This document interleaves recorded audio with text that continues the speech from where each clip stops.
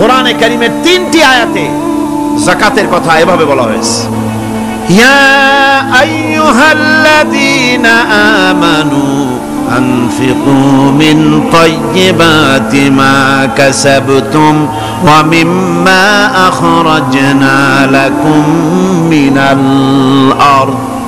হে ইমানদার লোকেরা, তোমরা যেসব পবিত্র অর্থ সম্পদ উপার্জন করো সেগুলি, এবং আমি জমিন থেকে তোমাদের যে ফসল দান করি, ফসল উৎপাদন করে দেই, তার থেকে তোমরা আল্লাহর পথে খরচ করো। এগুলো 1 নম্বর আয়াত। 2 নম্বর, প্রথম আয়াত বলা হয়েছে সূরা বাকারায়, আর সূরা আনআমে বলা হচ্ছে কুলু মিন সামারিহি ইযা আসমারা ওয়া আতু হাক্কাহু ইয়াওমা হাসাদিহি। তার উৎপাদিত ফল ফসল তোমরা খাও, আর ফসলের একটি অংশ ফসল কাটার দিনেই আল্লাহর হকটা, আল্লাহর অধিকারটা আদায় করে দাও। যেদিন তোমরা ফসল কাটবে সেদিনই এই অধিকারটা আদায় করে দাও। এই যে একটা ফরজ, এই ফরজটা মুসলমানেরা বেমালুম ভুলে গিয়েছে। ফসলের যাকাত তারা দেয় না। ফসলের যাকাতকে বলা হয় ওশর। কি বলা হয়? ওশর। এই ওশর এখন যদি আপনি গ্রামে গিয়া কোন শিক্ষিত লোককে যদি জিজ্ঞেস করেন, ভাই ওশর কি চেনো?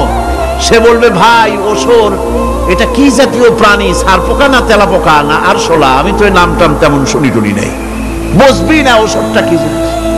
অথচ নামাজ রোজার মতোই ফরজ ওশর আদায় করা। কবে আদায় করবেন? যেদিন আপনি ফসল কাটবেন সেই দিনই ওশর আদায় করে দিবেন। পরিমাণটা কি হবে? পরিমাণ হবে আকাশের বৃষ্টির পানি দিয়ে, আকাশের বৃষ্টির পানি দিয়া যদি ফসল হয় তাহলে দিবেন 10 ভাগের 1 ভাগ।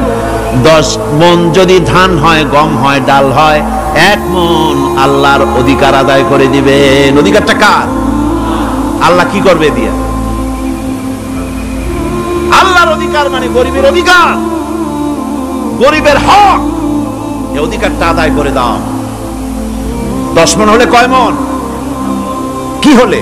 যদি আকাশের বৃষ্টির পানিতে হয়।